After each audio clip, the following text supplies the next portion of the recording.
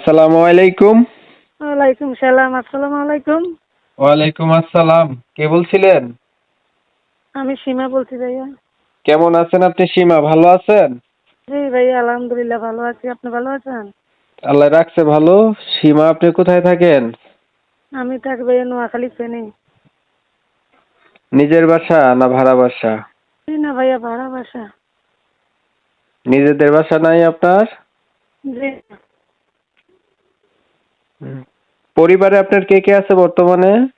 পরিবারে আছে, আমার আম্মু আছে আর আমার ছোট একটা বাচ্চা আছে। আপনার আম্মু, আপনার ছোট একটা বাচ্চা, তার মানে আপনি হচ্ছে বিবাহিত? জি। আপনার হাজবেন্ড কোথায়? আমার হাজবেন্ড মারা গেছে। কবে মারা গেছে? মারা গেছে বাবুরও গর্ভে রেখে। এখন আপনার বর্তমান বয়স কত চলে?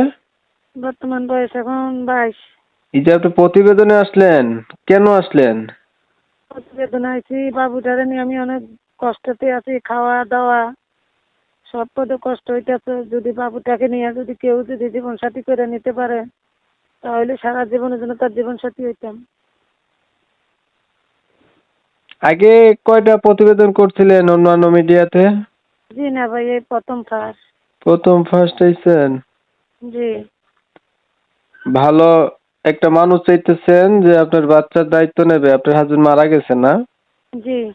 আসলে ভাই, আপনি কি ভালো মানুষ চান না টাকা পয়সা চান? ক্লিয়ার বলেন। বিষয় হচ্ছে, আপনারা প্রতিবেদনে বলবেন ভালো মানুষ চাই, আবার দর্শকরা ফোন দিলে বলবেন টাকা চাই, তাহলে এগুলা কবে না আমাদের কাছে দেয়। হ্যাঁ, আপনি যদি সমস্যায় থাকেন আপনি সহযোগিতার কথা বলতেই পারেন যে ভাই আমি প্রতিবেদন আসছি সহযোগিতার জন্য।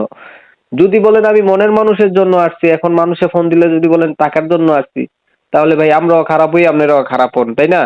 আপনার মনের মানুষ লাগলে আপনি বলেন আমার মনের মানুষ লাগবে, যদি অমন পাই তাইলে কি জানি মনে হয় তাহলে বিয়া শাদী করবো। আর যদি এই টাকা পয়সার জন্য আসেন তাহলে বলেন আমি টাকা পয়সা চাই, কোনটা করবেন?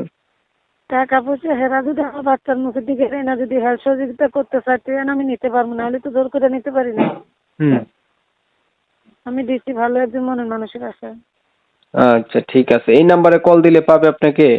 জি ভাই, এই নাম্বারে ফোন দিলে পাবে। প্রিয় দর্শক, আপনারা প্রতিবেদনের মূল অংশে আগেই শুনে গেছেন সীমার মূল্যবান মতামতগুলা, কথাগুলা।